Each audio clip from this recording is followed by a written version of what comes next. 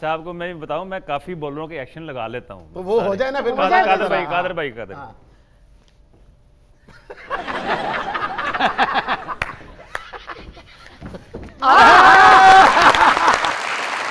और किस बॉलर की नकल कर सकते हैं आप? पाकिस्तान में मुदस्सिर नजर। अच्छा। और कपिल देव इंडिया के। कपिल देव की हो जाए जरा। कपिल देव।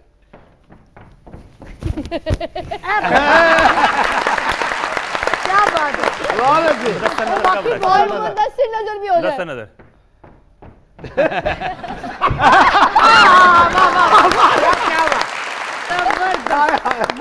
मुदस्सिर नजर साहब की तो आपने ऐसे नकल उतारी कि बंदा सीधा सीधा जा रहा होता तो अचानक सोचता नहीं मैं गलत रास्ते पे आ गया तो मुड़ जाओ।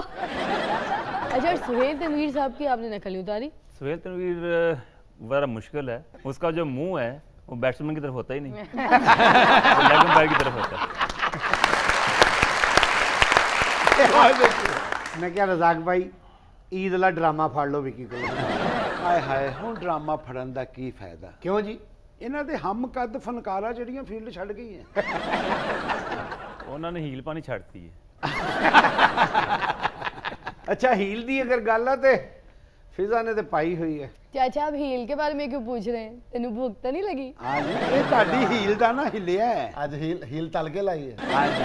चाचा तो इतना बदतमीज आदमी है, जूतियां खा के कहता है एक गिलास पानी ते पिलाओ, स्लीपर फंसे हुए हैं। सरकार तो है। हालांकि डॉक्टर ने 150 ही मना किया कि जुतियों तो पानी ना पिया कर। वेलकम बैक, यू वाचिंग तारों से करें बातें।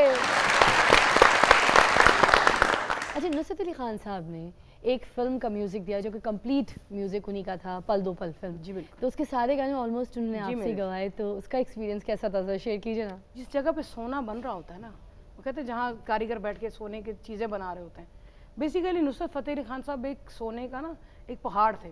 हम लोग उनके पास जब बैठते थे ना, वो थोड़ा बहुत हमें सीखने को मिलता था। मैंने उनसे बहुत कुछ सीखा वो थोड़े से अरसे में। अच्छा आप बताइए, करियर के अचानक और बगैर किसी फेयरवेल के खात्मे का दुख है?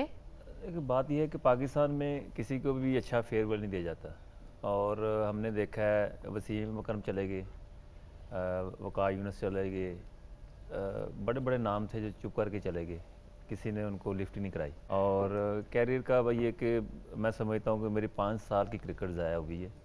अगर वो पीरियड में अगर मैं खेलता तो मैं दुनिया के नंबर 1 प्लेयरों की कैटेगरी में आ जाता। बेशक।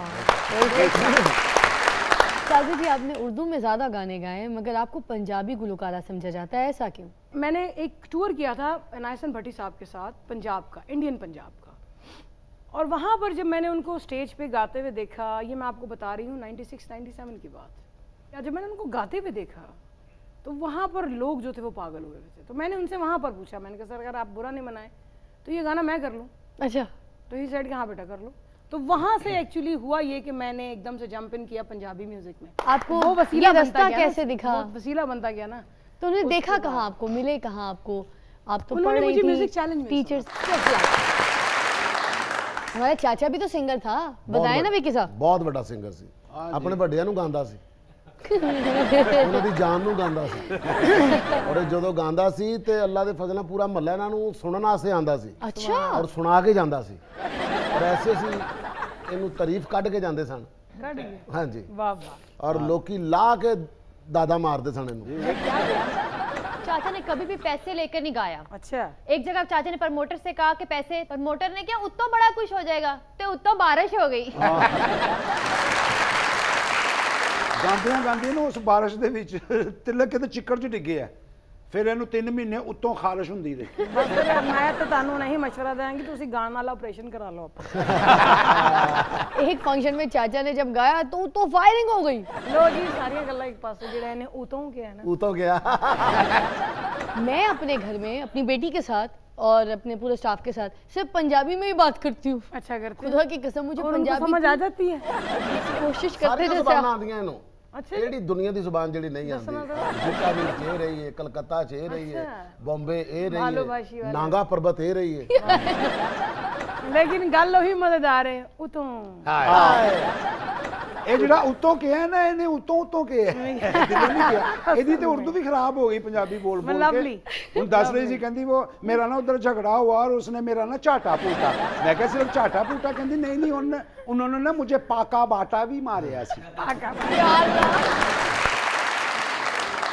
अब ये वो वाली गल हो गई ना कि अगर तुमने मुझे माफ ना किया तो मेरे मगर ना आना। गोलगप्पे वाले को कह रही होती है भाई आधे पाटे हुए हैं। यार ये सिर्फ बेचारी ने ऊँटों का कह दिया, सारे पीछे पड़ गए। आप ही ने पकड़वाई मेरी ऊँटों। अच्छा मैं बाद में बचने के लिए ये करती हूँ।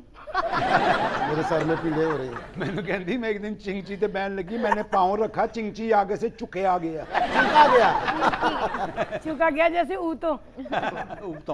अदीब साहब वाली उर्दू ने दी। माँ क्या तू साड़ी मंगनू ब्याह के लेके आया। मेरे देवे के ले चलो। अच्छा वो देखें आप कैसी बात है। हाँ। अदीब साहब और उसके अलावा आप मुस्तफा कुरैशी साहब को देखें। हाँ। वो प्रॉपर उर्दू स्पीकिंग है। हाँ? लेकिन उनका एक्सेंट उनको बचा गया ना। वहाँ सोनिया वो सिंधी थे ना माशाल्लाह, हैदराबाद से। हैदराबादी मतलब सिंधी बोलते थे, उन्होंने पंजाबी सिंधी तरह बोल देती।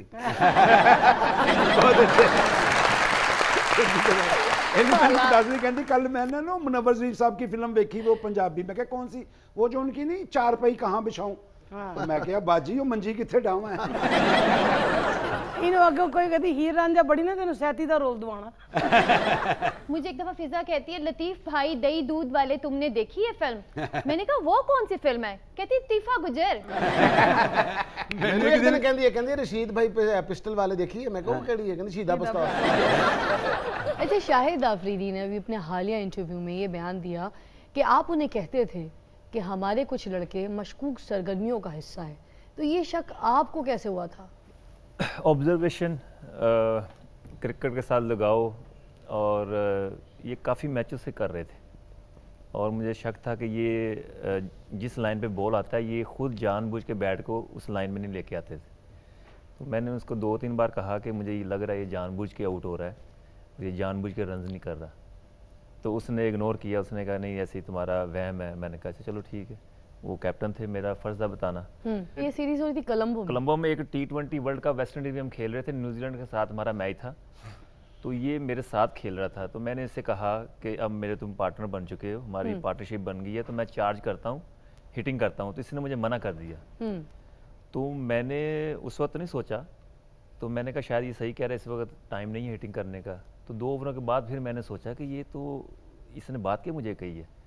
तो फिर मैंने इससे कहा कि मैं अब हिटिंग करने लगा हूँ, तुम मुझे ना स्ट्राइक दो, सिंगल लेके मुझे खिलाओ। अच्छा।